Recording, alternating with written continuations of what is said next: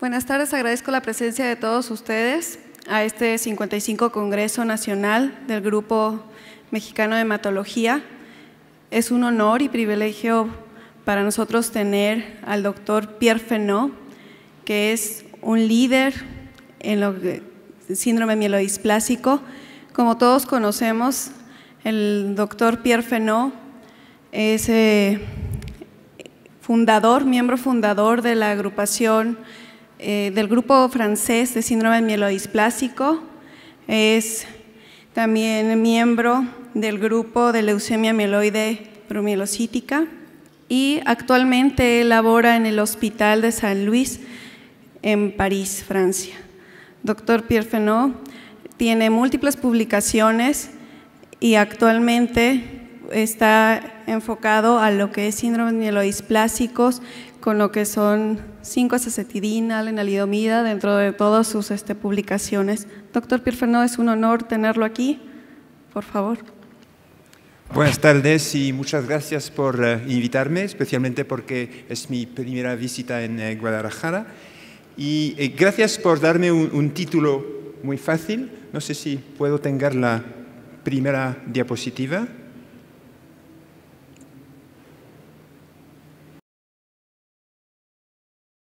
Y el número de citopenias, el cariotipo y el porcentaje de blastos, y que permite dividir los pacientes en 4 grupos y que podemos asociar en un grupo de riesgo alto, que es el de los pacientes con IPSS intermedio 2 o alto, y por lo contrario los pacientes de riesgo bajo, IPSS bajo e intermedio 1.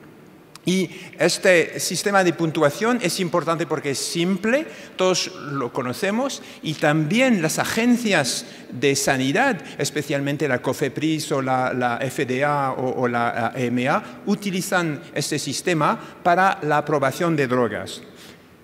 Y entonces sabemos que en los pacientes de riesgo alto generalmente tenemos como tratamiento el alotrasplante, que sigue siendo el único tratamiento con potencial curativo en SMD, la quimioterapia que utilizamos menos y menos, y claro, los hipometilantes, que ahora son el tratamiento de referencia en la mayoría de los pacientes. Mientras en los pacientes de riesgo bajo, en primera línea, generalmente en los pacientes sin deleción 5q, utilizamos los factores de crecimiento de glóbulos rojos, especialmente EPO o darbepoetina, en los pacientes con deleción 5q lenalidomida, y en caso de fracaso, tratamientos de segunda línea, que son hipometilantes, lenalidomida, inmunosupresores en algunos pacientes. Eso es muy esquemático y creo que hay que tomar en cuenta otros factores pronósticos, especialmente la edad de los pacientes y su estadio general, comorbilidades, los sistemas de puntuación, claro, el IPSS, que sigue siendo válido, pero los revisados, y estos son factores, sistemas de puntuación que son independientes del tratamiento. Ahora tenemos tratamientos más y más eficaces en SMD, así que podemos contemplar sistemas específicos de un tratamiento, y también hay sistemas específicos de categorías de SMD, como los SMD de riesgo bajo o la LMMC.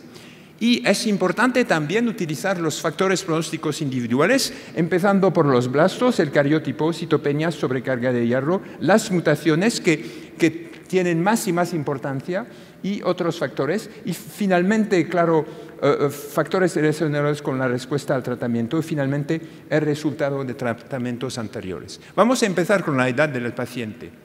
Sabemos que la edad de los pacientes es siempre un factor pronóstico en todas las enfermedades y aún en pacientes, en personas sin enfermedad. Pero hay que que hemos hecho hace bastante años un estudio en 200 pacientes en que vimos que la edad era un factor pronóstico. Los mayores de edad tenían una supervivencia, menos supervivencia, pero si uno ajuste con la edad y el sexo, es decir, lo que se llama un Standard Mortality Ratio, uno puede ver que, es decir, que compara con un ajuste con la edad y el sexo, y uno puede ver que no hay diferencias con el sexo, pero también con la edad. Y yo diría que los pacientes menores de edad pierden más años de vida con SMD si se compara a pacientes más ancianos. Así que si uno incluye en un sistema de puntuación la edad, los pacientes más jóvenes parecen tener un mejor pronóstico, aunque la verdad es que su esperanza de vida es reducida más que los ancianos. Así que es importante no incluir este tipo de edad en sistemas de puntuación de manera general.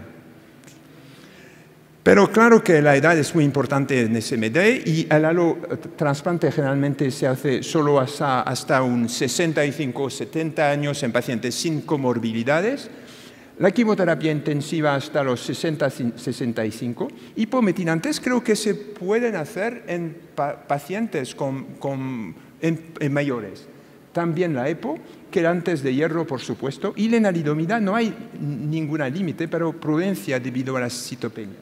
Y sabemos que lenalidomida durante las primeras semanas de tratamiento conllevan unas citopenias importantes que pueden ser fatales si no hay precauciones y prevención. Así que pueden ser importantes en unos pacientes muy mayores de edad.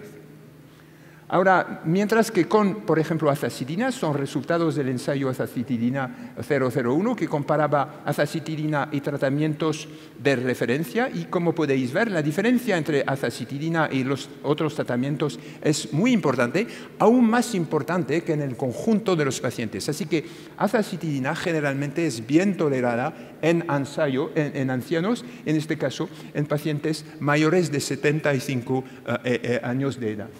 Y en nuestra experiencia de uso compasivo antes de la aprobación de azacitidina en Europa, hemos visto que los pacientes mayores de 80 años de edad no tenían una supervivencia más baja que los pacientes más jóvenes. Lo que no quiere decir que todos los pacientes mayores de 80 años de edad pueden recibir azacitidina, pero por lo menos los que no tienen comorbilidades muy importantes lo pueden generalmente. Es una droga generalmente bastante bien tolerada. Y eso ha sido confirmado por el grupo español en los pacientes mayores de 75 años de edad cuya supervivencia no era menor de la de los pacientes más jóvenes. Los sistemas de puntuación, IPSS sigue siendo muy importante y por ejemplo, ha sido mostrado en los pacientes de menos de 60 años, es un papel muy conocido que mostró que en los pacientes de riesgo bajo era mejor no hacer un trasplante inmediato y por lo contrario en pacientes de riesgo alto era importante no demorar el tratamiento. Eso ha sido como una regla que ha sido confirmada también en pacientes con 60 hasta 70 años de edad, tratados con un allotrasplante con acondicionamiento no mieloablativo. Y otra vez vemos que los pacientes de riesgo bajo tienen una supervivencia mejor con un trasplante retrasado, mientras en los pacientes de riesgo alto es lo contrario, y las curvas lo pueden mostrar, es no trasplante, pacientes de riesgo bajo, y aquí en los pacientes de riesgo alto hay casi una meseta, y por lo contrario, los que no reciben un trasplante recaen todos bastante rápidamente.